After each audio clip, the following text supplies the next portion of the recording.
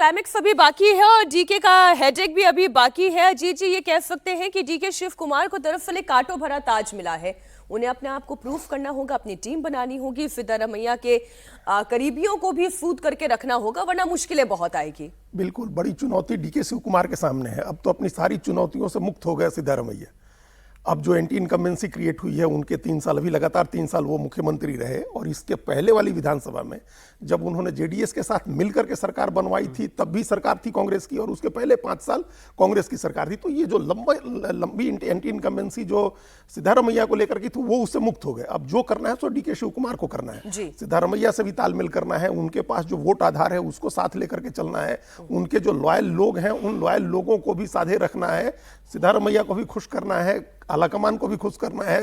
वहाँ जो अब अगले 2 साल में करना है, 2 साल से कम ही रह गया, अगले साल अप्रैल में 28 के अप्रैल में चुनाव होगा, तो डीके शिव कुमार की बड़ी चुनौती है। दूसरी बात ये समझिए कि जो सिद्धारमैया है, ये बहुत जोड़ तोड़ में बहुत माहिर आदमी है। 2005 में भी इसी जोड़ तोड़ की वजह से पार्टी से निकाले गए थे जेडीएस से। अब ये अपने को मानने लगे थे कि एचडी देवगौड़ा के उत्तराधिकारी हम हैं।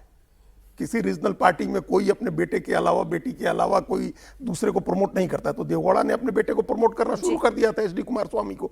इन्होंने उस समय उसमें बाधा डालनी शुरू की, तो निकाले गए तो कांग्रेस में आए, और कांग्रेस में आकर के आप देखिए उसके बाद 8 साल के अंदर मुख्यमंत्री जोड़ तोड़ का डीके शिव कुमार को डर भी है। डीके शिव कुमार को। जी, राघवन और विजयलक्ष्मी दोनों हमारे साथ जुड़े हुए हैं। पहले तो विजयलक्ष्मी ये बताएं कि आज कौन किससे मिलने वाला है, और ये जो 8-8 विधायक लेकर नेताजी पहुंच गए हैं, वो करना क्या चाहते हैं?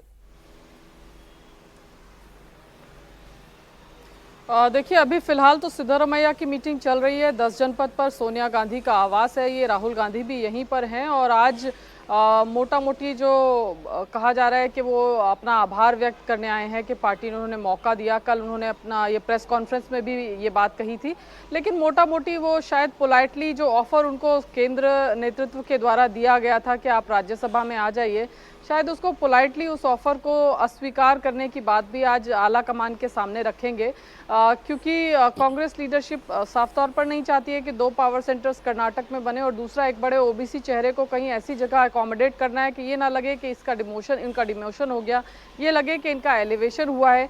तो ये 2 चीज़ें हैं जो कांग्रेस पार्टी साधना चाहती है, उनको राज्यसभा भेजकर, और लॉन्गर रन में थॉट प्रोसेस है कि उन्हें लीडर ऑफ ऑपोजिशन राज्यसभा में बनाया जाए। तो अब ये देखना होगा। हालांकि कांग्रेस आला कमान ने उन्हें कहा था कि भाई आप भी बता दीजिए आपका क्या थॉट प्रोसेस है, आप कोई अपने लिए अलग रोल देखते हैं तो आप उससे भी हमें अवगत कराइए। तो आज मोटा मोटी इन्हीं सब चीज़ों पर बातचीत होगी। इसके अलावा एमएलसी और राज्यसभा की 3 सीटें हैं, जिसमें से एक सिद्धारमैया जाते हैं या नहीं जाते हैं तो किसको मिलनी चाहिए, जाते हैं तो फिर आगे के समीकरण कैसे होंगे, एमएलसी में किस किस को भेजना चाहिए, क्या जातीय समीकरण होने चाहिए, आगे जो कैबिनेट है उसकी रूपरेखा विजयलक्ष्मी जी, राघवन से जानकारी ले लेते हैं कि डीके कैबिनेट के बारे में भी। राघवन, हम ये सुन रहे हैं कि जो 35 है उनमें से 25 मंत्री हटाए जाएंगे, और ये अब जो कैबिनेट तैयार की जाएगी वो इनके विश्वस्त लोगों की, यानी डीके शिव कुमार के विश्वस्त लोगों की कैबिनेट बनाई जाएगी। जी देखिए, ये तो बहुत तय है कि बहुत सारे नए चेहरों को इस कैबिनेट में जगह मिलेगी, लेकिन वो बैलेंस जरूर बनाकर चलेगी पार्टी आलाकमान। यही बात हमें भी पता चल रही है, क्योंकि जिस तरह से एक ओबीसी बड़े चेहरे को, अहिंदा मूवमेंट से जुड़े एक नेता को हटाकर वोक्कलिगा यानी गौड़ा समुदाय के किसी व्यक्ति को सीएम बनाने जा रही है पार्टी, तो वो बैलेंस जरूर वहां पर देखने को मिलेगा। इसी वजह से ये लगातार चर्चा हो रही है कि 2 या उससे ज्यादा डीसीएम हो सकते हैं। लेकिन आज की जो बैठक डीके शिव कुमार करने जा रहे हैं, चाहे वो राहुल गांधी हो या मल्लिकार्जुन खड़गे और रणदीप सिंह सुरजेवाला, केसी वेणुगोपाल, उसमें ये जरूर वो कहेंगे कि मुझे पावर डाइल्यूशन नहीं चाहिए। मैं नहीं चाहता हूं कि मेरा अधिकार जो है सीएम का, वो डिप्टी सीएम के साथ में जो है उसको और पावर को डाइल्यूट किया जा सके। शायद जी ये सिद्धारमैया मीटिंग करके निकल रहे हैं। विजयलक्ष्मी, क्या ये मीटिंग खत्म हो चुकी है?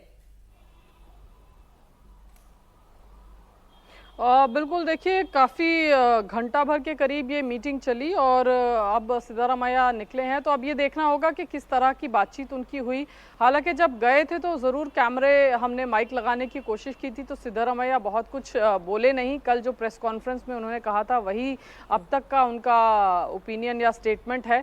तो अब देखना होगा कि सिद्धारमैया किस तरह की बातचीत जो है उनके खेमे से कुछ इस तरह की इन्फॉर्मेशन आती है कि क्या सिद्धारमैया कह के आए हैं, क्या किसी तरह का मान मुनव्वल जो है वो किया गया, केंद्रीय नेतृत्व ने क्या एक बार फिर से उन्हें मनाने की कोशिश की, या फिर सिद्धरमैया जो फॉर्मूला लेके गए होंगे अपने अगले रोल के लिए, क्या उस पर कोई चर्चा हुई? इस सब के लिए थोड़ा इंतजार करना पड़ेगा मीनाक्षी। लेकिन घंटा भर की ये मीटिंग जो है ये चली 10 जनपद पर। सिद्धरमैया और कांग्रेस की पूर्व अध्यक्ष और मौजूदा नेता विपक्ष लोकसभा में राहुल गांधी से, सोनिया गांधी से मुलाकात करके सिद्धरमैया निकल चुके हैं। 1 घंटा तकरीबन ये मीटिंग चली। अब इस मीटिंग के दौरान क्या बातचीत हुई, क्या खुलासा अब सामने होगा, इसका इंतजार अभी थोड़ा करना होगा।